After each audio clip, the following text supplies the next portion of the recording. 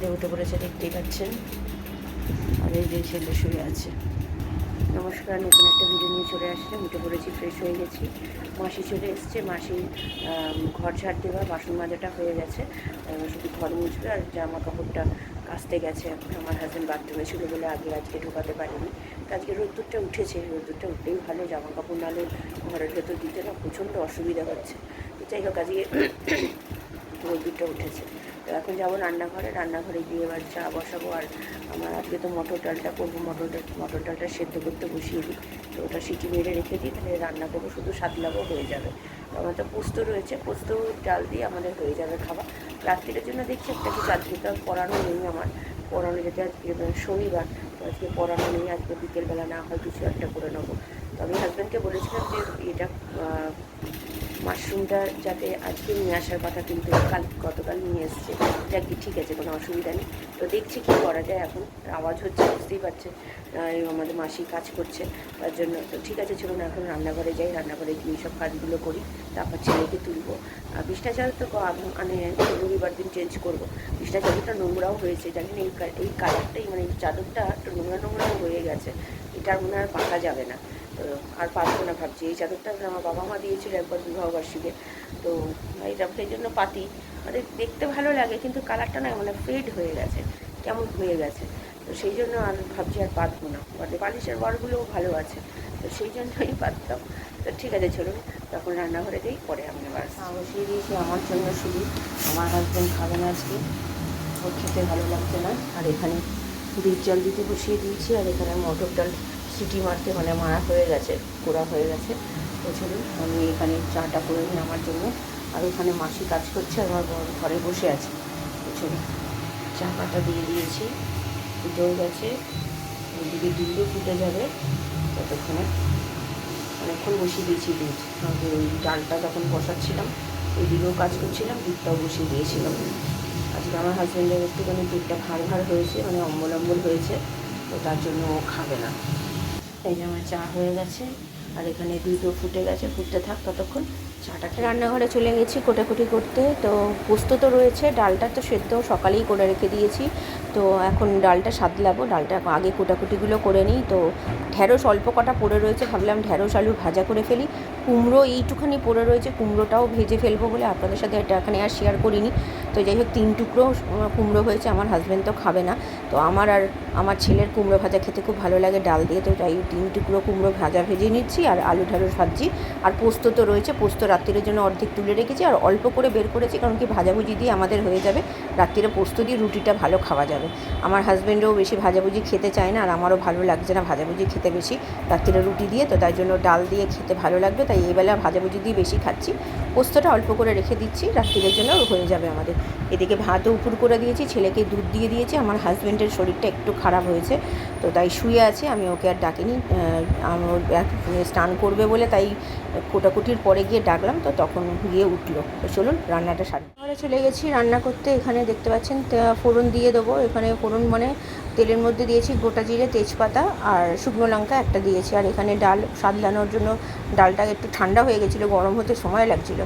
আর এইদিকে একটা মাছ মরে গেছে, দেখুন কত বড় মাছটা হয়েছিল আমাদের অ্যাকোরিয়ামে। এত মনটা খারাপ লাগছে। আর এই যে ডাল আমাদের সাদলানো দেওয়া হয়ে গেছে, আর এইদিকে তেলের মধ্যে আলু ছেড়ে দিয়েছি, ঢ্যাঁড়স আলু ভাজবো বলে যে মাছটা দেখাচ্ছি। এত খারাপ লাগছে ছেলেকে, তাই বললাম যে দেখ তোর মাছটা এখন মরে গেছে। ওর তো মনটা খারাপ, আর যাবে করছে, এখন হাটে গিয়ে আবার মাছ কিনবে বলছে। দেখা যাক কবে কী কেনা হয়। আর এখানে পেঁয়াজও দিয়ে দিয়েছি, ঢ্যাঁড়সও দেওয়া হয়ে গেছে, ভালো করে ভেজে নিয়ে লাল করে ভেজে আমাদের অনায়াসে এইবেলা হয়ে যাবে। আর কুমড়োটাতেও নুন হলুদ মাখিয়ে রেখেছিলাম, সামান্য মিষ্টি দিতে ভুলে গেছিলাম, চিনি মাখাতে, তো সেটা একটু দিয়ে দিয়েছিলাম কুমড়োতে। তো দিয়ে এবার এটাকে ভাজবো এবার। আর তেলের মধ্যে ভেবেছিলাম আমি পোস্তটা নেড়ে নেবো, কিন্তু বললাম না থাক, মাইক্রোওভেন যখন আছে মাইক্রোওভেনেই করে নেবো। তো এখানে তেলের মধ্যে ভেজে, এই যে ছেলেকে আমি তাই বলছি যে মাছটাকে আমার মরে গেছে, ও দেখেছে, মনটা তাই খারাপ। তো চলুন রান্না কমপ্লিট হয়ে গেছে, এবার যাবো স্নান করতে। খাবার বেড়ে দিয়েছি, লেবু ভাজা, আলু পোস্ত আর এই ডাল। ও অল্প ভাতই খাবে বলছে, থাক খাক, তাও এই ভাত যা দিয়েছে এটাও কমাবে আমি জানি। ছেলে স্নান হয়ে গেছে, ছেলেও বলছে খাবে, তো ওকেও খাবার দিয়ে গ্যাসটা পরিষ্কার করে আমি যাব স্নান করতে। চলুন ছেলেকেও খেতে দিয়ে দিই, মেখে টেখে দিই, ও নিজে একা খেয়ে নেবে। এই যে ডাল, আর এই হচ্ছে আলু পোস্ত আর লেবু এখানে। চলুন দুপুরে কেমন খেলি বাবা? ডাল দিয়ে ভালো লাগলো, পোস্ত দিয়ে, ঢেঁড়স আলু ভাজা দিয়ে? মোটামুটি। ও আচ্ছা, রাত্রিবেলা তাহলে তোকে দেবো না তাহলে? কেন, তুই যে বলি রে মোটামুটি? আজকে রাত্রিবেলা ভাত খাবে তো তাহলে? ভালো হয়েছে, চলো ভাতই খাও, বাবার শরীরটা ভালো না তো আজকে একটু হালকা ফুলকাই খাও। চলো, আজকে রুটি খেতে ইচ্ছেও করছে না। এখন কটা বাজে দেখুন, এখনো টিভি দেখছে। একটু পড়াশোনাটা সকাল থেকে মুখস্থ হয়ে গেছে ওটা? আচ্ছা ঠিক আছে, আমি দেখছি। কমপ্লিট না? তাহলে কমপ্লিট হয়ে গেলে তাহলে অন্য এক পড়া করো, এগিয়ে রাখো। হ্যাঁ আচ্ছা, রেস্ট তো তুমি নিয়েই যাচ্ছ অনেকক্ষণ ধরে। আজকে তো তোমার খাওয়া হয়ে গেছে 1:45-র মধ্যে, তারপর থেকে তো রেস্ট, এখন 2:45 বাজে। কতক্ষণ রেস্ট হলো তাহলে? এখনো পর্যন্ত তোর গালের নীলটা রয়েছে, দেখ এদিকে দেখুন, এই দেখুন, এই দেখুন গালে, দেখেছেন এই জায়গাটা? করে দিকটা একটু, এই দেখুন এখনো পর্যন্ত মেরেছিল ছেলেটা, এখনো পর্যন্ত নীল রয়েছে। কি অবস্থা! গুড ইভিনিং, এখন 2:45 তো বাজেই গেছে, 3টে বাজতেই চললো। শুনতেই পেলেন ছেলের খুব ভালো লেগেছে, আর আমাদেরও খুব ভালো লেগেছে। পোস্ত দিয়ে ডাল দিয়ে খুব তৃপ্তি করে খেয়েছি। আমার হাজব্যান্ডের শরীরটা একটু মানে খারাপ হয়েছে, খারাপ বলতে গেলে একটু চোরা অম্বল মতো হয়েছে, পেটটা একটু গরম হয়েছে, মানে 2 দিন ধরে বাইরের খাবার খাওয়া হয়েছে না। কালকে গতকাল চিলি মাশরুমটা আমি মানে বারণ করিনি, যদিও আমার ছেলেকে বলেছিল মানে তা পরশু দিনে যেদিনকে ডান্স হেভেন এনেছিল সেদিনকে যে চিলি মাশরুম এখানে পাওয়া যায়, তো যেই শুনেছে তখন বলছে পাপা খাওয়াবে, তো না আনলে আমার ছেলে রাগারাগি করবে। তো সেই জন্যই কালকে নিয়ে এসছে, নিয়ে এসে খেয়েছি আমরা সবাই। আমাদের কিছু হয়নি, যদিও আমার হাজব্যান্ডের একটু পেটটা গন্ডগোল হয়েছে, তো তার জন্যই আজকে একটু ভাতই খাবো রাত্রিবেলা। আর অনেক বছর হয়ে গেছে রাত্রিবেলা ভাত এমনি প্রপারলি, ওই থাকলে একটুখানি রুটি কম করলে, ভাত থাকলে মিশিয়ে খাই, সেটা আলাদা ব্যাপার, খুবই কমই হয় সেটা, কিন্তু তো মানে ভাত খাওয়া হয়ই না বলতে গেলে। তো আজকে একটু ভাতই খাবো, ডালও আছে, পোস্তও আছে, ভাজাও আছে, সবই আছে, মানে কোনো কিছু আর করতে হবে না আমাকে। তো রাত্রিরে বেশ এই দিয়ে ভালোভাবে আমাদের 3 জনের হয়ে যাবে। আর রাত্রিরে এমনিতেও ভাত আমরা একটু কমই খাই, তো ভাত চাল ভিজিয়ে দিয়েছি। রাত্রিবেলা মানে রাত্রিবেলার দিকে মানে সন্ধ্যেবেলার দিকে ভাতটা করে নেবো, গরম গরম ভাতটা করবো, আর যা আছে সব গরম করে খেয়ে নেবো। তো ঠিক আছে চলুন, আমি একটু রেস্ট নিই, আজকে তার পড়ানো নেই, ছেলেরও পড়া নেই, আমি ওর পরে বিকেলে আসছি। ছেলে সন্ধে দিতে বসে গেছে, দেখতেই পাচ্ছেন 6টা 5 বাজে, মাসি কাজ করছে, মানে কাজ শেষের দিকে, ঘর ঝাড় দিয়ে মোছা হয়ে গেছে বলেই ছেলে সন্ধে দিতে বসে গেছে। ছেলেকে সবসময় বলি সন্ধেতে তো 2 দিন ধরে দেখছি ও নিজে থেকেই সন্ধে দিয়ে দিচ্ছে, আমাকে বলতেও হচ্ছে না, কারণ কি যেহেতু ছুটি চলছে তো মজা মনের মধ্যে এখন, তার জন্য যেহেতু এখন পরীক্ষা শেষ হয়েছে তাই। তো ভয়েস ওভার দেওয়ার কারণটা হচ্ছে মাসি এত জোরে জোরে বাসন মাজছে, আওয়াজটা শুনতে না বিচ্ছিরি লাগছে ভিডিওতে, তো তার জন্যই ভয়েস ওভারটা দিলাম। তো ছেলে সন্ধে দিয়ে দিচ্ছে, আরেকটা কারণ হচ্ছে আজকে খেলা আছে, ফুটবল খেলা, মোর ফেভারিট টিম মোহনবাগানের সাথে, আর মনে হয় ওই ডায়মন্ড হাবড়ার একটা টিম আছে সেটার সাথে, তার জন্য ও তাড়াতাড়ি করে সন্ধে দিয়ে ও একদম ফ্রি হয়ে খেলা দেখবে, ও খুব পছন্দ করে। ভাত বসিয়ে দিয়েছি এদিকে, আজকে বললাম না রাত্রিরে ভাত খাবো, তো ভাত বসিয়ে দিয়েছি, একটু ভাত রয়েছে তো এটা মিশিয়ে দেবো। আর এখানে সব খাবার বের করে রেখেছি, এই যে ভাজা অল্প করেই আছে, বেশি নেই, যা আছে হয়ে যাবে আমাদের। আর পোস্ত অনেকটাই আছে, আমাদের 3 জনের মোটামুটি অনেকটাই আছে, দেখুন হয়ে যাবে। আর ডালও বেশ যা আছে আমাদের 3 জনের ভালো মতো হয়ে যাবে।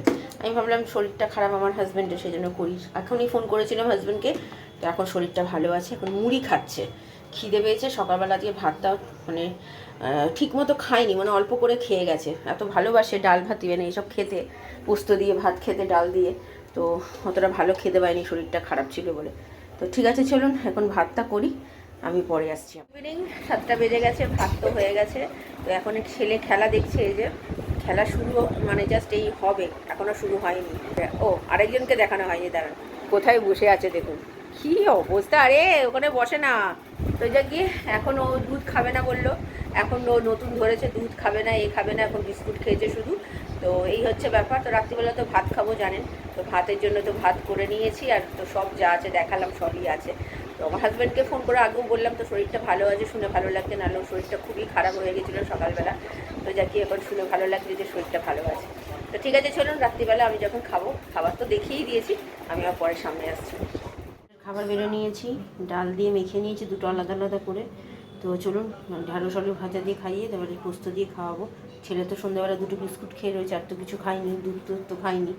তো আমার হাজব্যান্ড এসেছিলো, এসে একটু কাজ করে আবার বেরিয়ে গেল, তো চলুন ছেলেকে খাইয়ে দিই, তারপর আমি আর আমার হাজব্যান্ড খাবো। আমার হাজব্যান্ড আসতে দেরি হবে, আজকে শনিবার তো দেরি হয়। এই হচ্ছে আজকে রাত্রিটা, সকালের যা খাবার রাত্রিরও সেটাই খাবার। ডাল একটু কম হয়ে গেছে, যেহেতু 2 বেলার ডাল তো বুঝতেই পারছেন, তো ঠিক আছে, যা আছে তাই হয়ে যাবে, আমাদের জনকে খাইয়ে দিচ্ছে। রাত্রিরে খাওয়া দাওয়া হয়ে গেছে অনেকক্ষণ, এখন বাজে 11:30। বই দেখছিলাম 1921, তো বইটা ভূতের বই। তো আমার ছেলে একটু ভয় পাচ্ছে, আর আমারও আর ইচ্ছে করছে না দেখতে। আমার হাজব্যান্ড তো কাজে চলে গেছে, ও তাড়াতাড়ি করে শুতে চাইছে। রোজ বলি তাড়াতাড়ি করে মানে কাজ করে শুতে, তো শোয় না, টিভি দেখতে দেখতে 12টা বাজিয়ে দেয়। তো আজকে যেই শরীরটা খারাপ হয়েছে, এখন মনে হয়েছে যে না, এবার আমাকে কথাটা শুনতে হবে, তো তাই তাড়াতাড়ি করে চলে গেছে। তো এই হচ্ছে ব্যাপার, মোটামুটি সব কাজ গোছানো হয়ে গেছে। তো জামা কাপড় ভেজানো, চাল ভিজিয়ে দিয়েছি, কালকে একটু চিকেনই করব। আমার হাজব্যান্ড বললো যে আর মাছ তো কিছু নেই, সবই বাড়ন্ত, তো চিকেন আনবো। চিকেনটা একটু আমার ছেলে, আমরা সবাই ভালো খাই, দুবেলার জন্য এটাই করব। তো ঠিক আছে, চলুন ভিডিওটা তাহলে আরবারও করছি না, ভালো লাগলে লাইক শেয়ার সাবস্ক্রাইব করবেন, কালকে নতুন একটা ভিডিও নিয়ে চলে আসবো। আপনারা ভালো থাকবেন, সুস্থ থাকবেন, নমস্কার।